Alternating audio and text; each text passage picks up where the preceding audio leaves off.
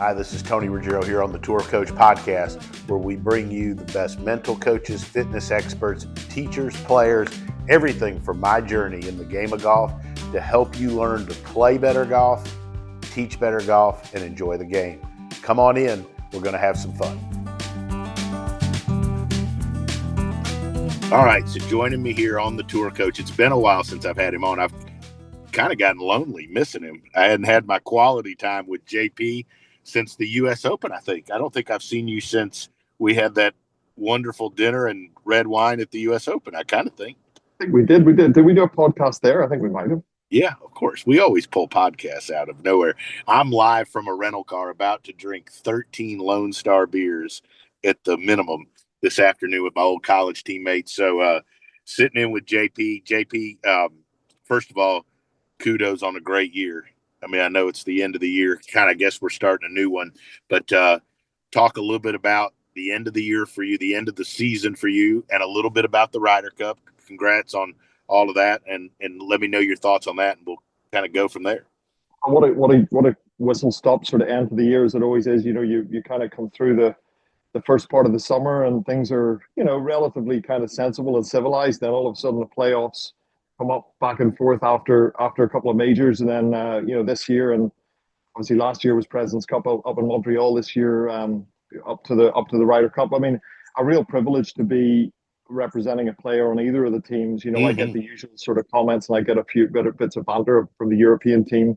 You know, and obviously I grew up in Ireland watching Ryder Cups really all of my teenage years and up through my 20s, and you know, always of course cheered for Europe, but it gives you a different sort of perspective when you are on another team, and you have a lot of respect for the captain and the vice captains. You know, I worked for Gary Woodland, and I've seen Sneds a couple of times at Sea Island, you know, and seeing how passionate those guys are, and how big a deal it is for the players. You know, it's so special for the players on both sides, and you know, it was a really passionate affair, walking with Harris and Colin, you know, as they took on Tommy Fleetwood and Rory McIlroy, who, frankly, Tony, I don't think there's a foursomes pairing past or present in Ryder Cup or President's Cup that would have been able to live with Tommy and Rory. You know, it seemed, you know, from memory, they were at least 5 under after 8 holes in foursomes, alternate shots, you guys call it, and I think they were 5, 6, 7 under the following day. So, you know, I'm a little bit, I'm sad for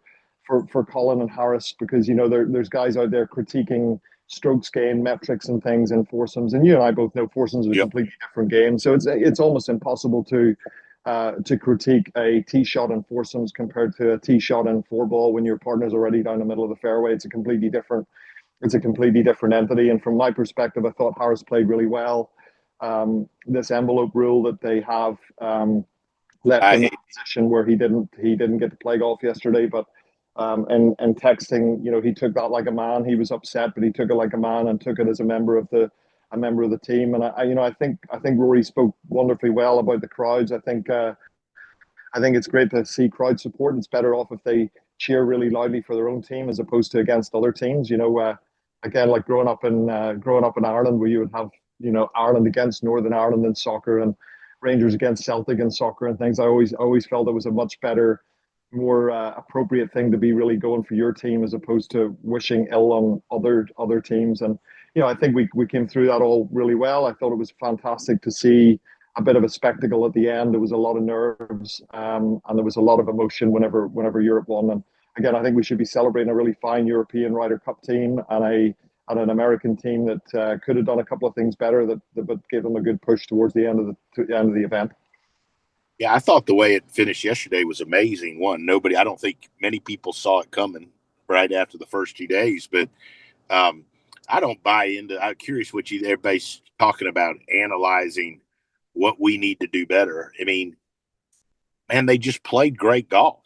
I mean, Rory and Fleetwood and Shane and Rahm. I mean, those guys just all played phenomenal golf. And like you said, I saw some of the stats about how many under some of the pairings were. Like, man, I don't know who we could have put out there that was going to. I mean, you know. I mean, my only critique might have been the golf course could have been harder. Yeah, you know, the golf course did. It certainly, you know, I felt that, again, kind of watching Harris's match, Harris and Collins spent a lot of time in the fairway.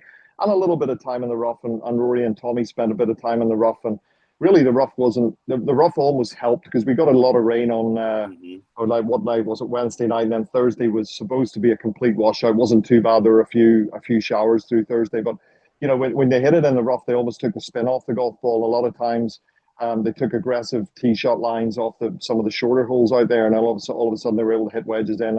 And really, as long as you got the number right, the ball wasn't going to do anything. So I agree with you. Golf course setup could have been more favorable. But again, you got to kind of take your hat off to them.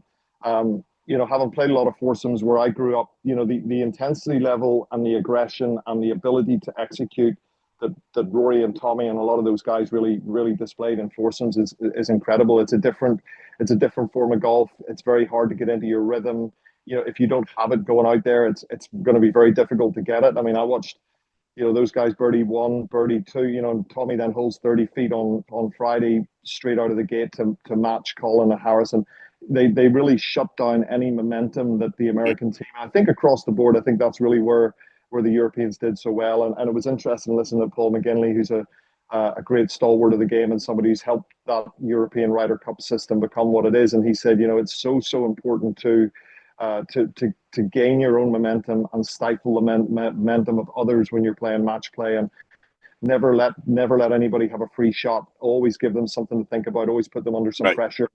To be honest, I think that's one of the beauties of match play. And I do think, Europeans, we play a lot more match play than America. I know there's a US amateurs and all that sort of stuff, but we play match play, inter-club stuff all the time. All the time. We're kind of used to it. And I think the Ryder Cup just means something a little bit different to the European team than it does. And I'm not suggesting that in a negative way. I just think the European team are so kind of embroiled in the historic wondrousness of the Ryder Cup and how they've grown. And the American team were so dominant for so many years. And they've got a few things to patch up. But I was pleased. I saw what a great effort Keegan made, and Darren May, who's one of our fellow coaches. Darren did such a terrific job bringing the whole player support group together, and big shout out to him. And again, it was awesome. Great. It was great to hang out with Schreiber and Chris Como and all the guys that we see, but we don't get the chance maybe to do a dinner and to have a chat and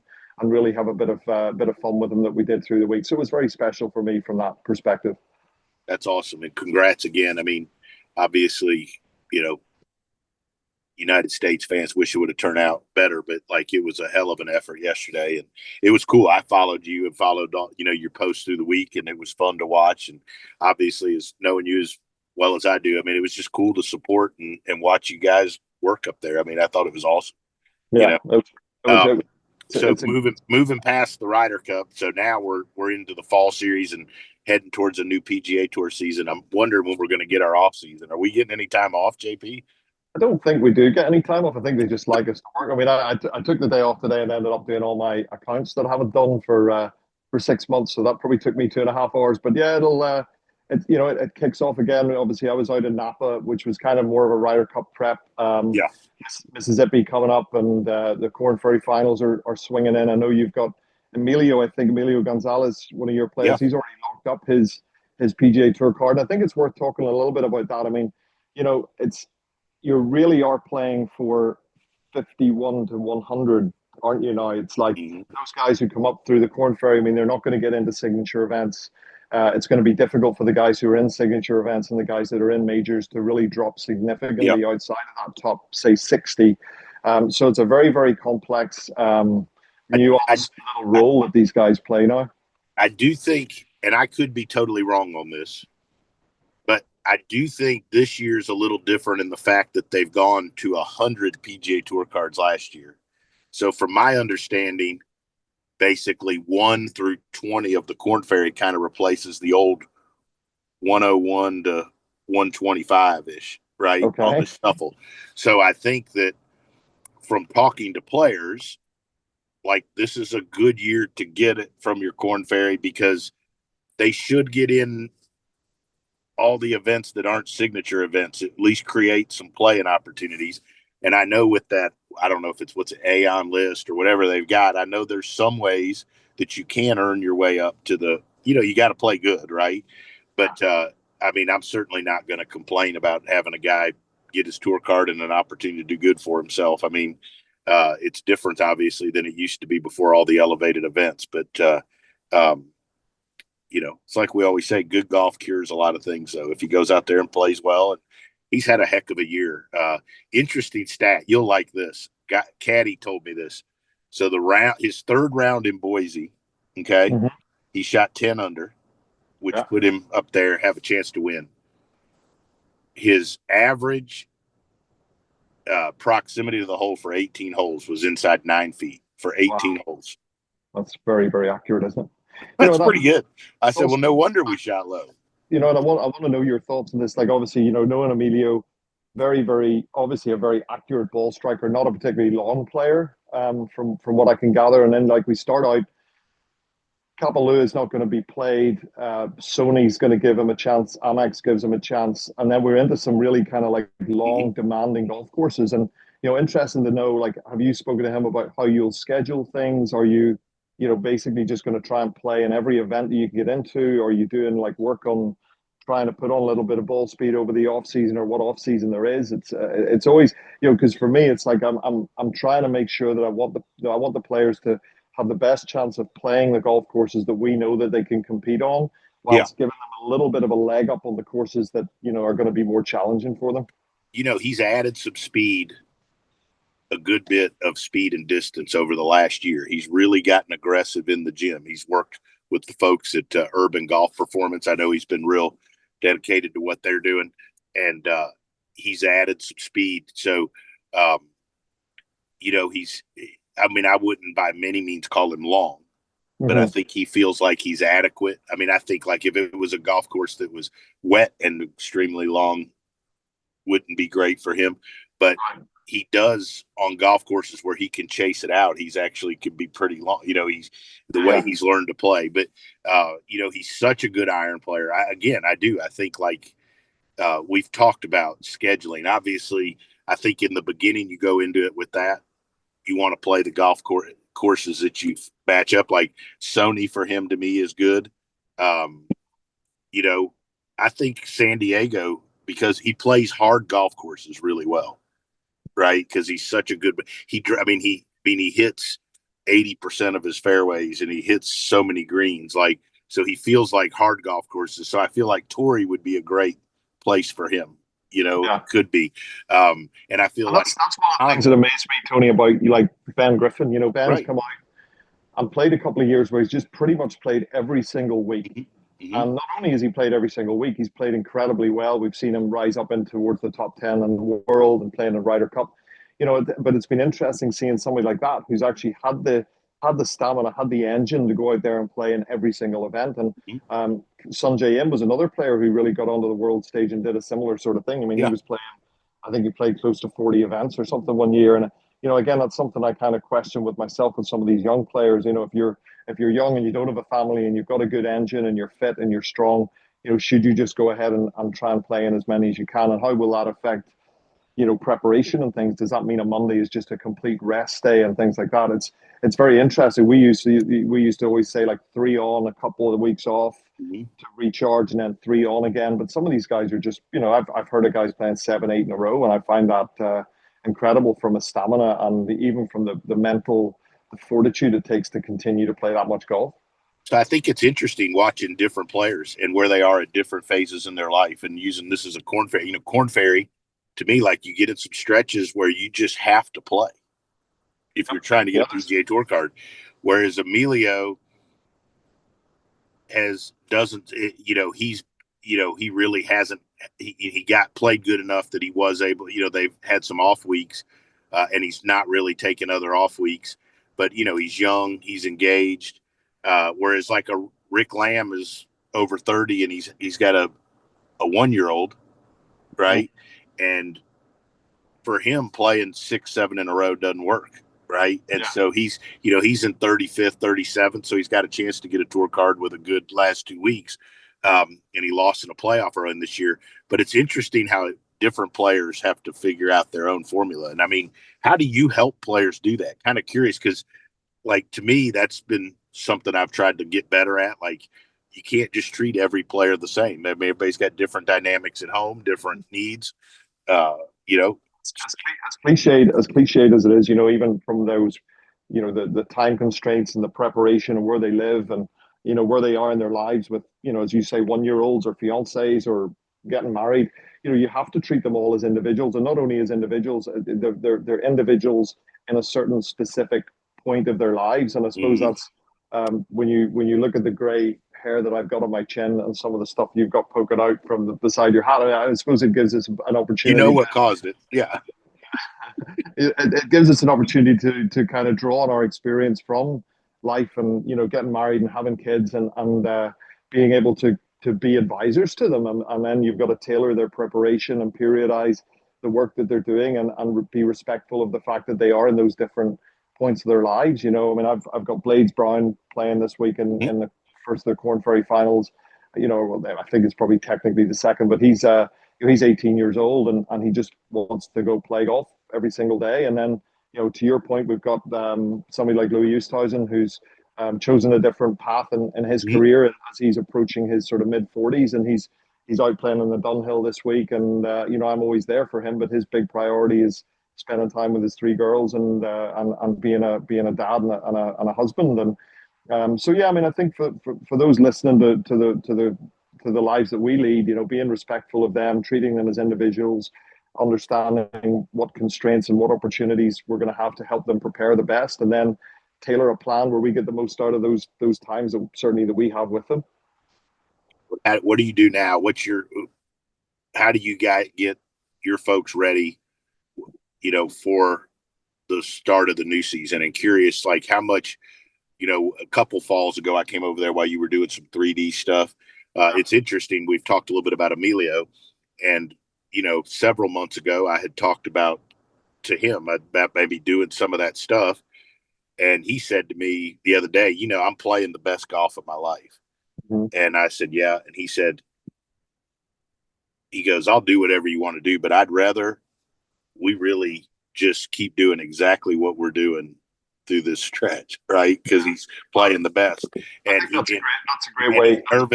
He's nervous a little bit about, like, I don't even want to hear something. I don't even want to hear you, JP, in the corner talking about something. I want to just keep doing what I'm doing. I'm hitting it the best I've ever hit it.